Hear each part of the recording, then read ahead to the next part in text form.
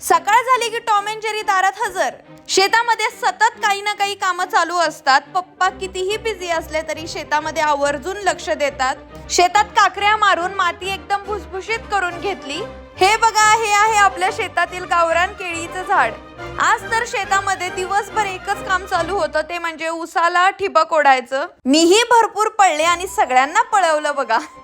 कुकडीला तसं आता पाणी नाहीये, पण इथला व्ह्यू एक नंबर दिसत होता. मस्त तिथे फोटोज काढले आणि घरी जाता जाता उसाची वाट बघितली. घरी जाताच कुकी एकदम लाडात आली. संध्याकाळी गाईची धार काढायची वेळ झाली आणि कालच गाईला आंघोळ घातल्यामुळे एकदम पांढरी शुभ्र दिसतीये. जर तुम्ही शेतकरी असाल आणि तुमच्या दावणीला एक का होईना गावरान गाई असेल ना, तर तुमच्या इतकं श्रीमंत या जगात नक्कीच कोणी नाही. पुण्यात पाण्यासारखं दूध पिल्यानंतर घरच्या दुधाची किंमत कळते.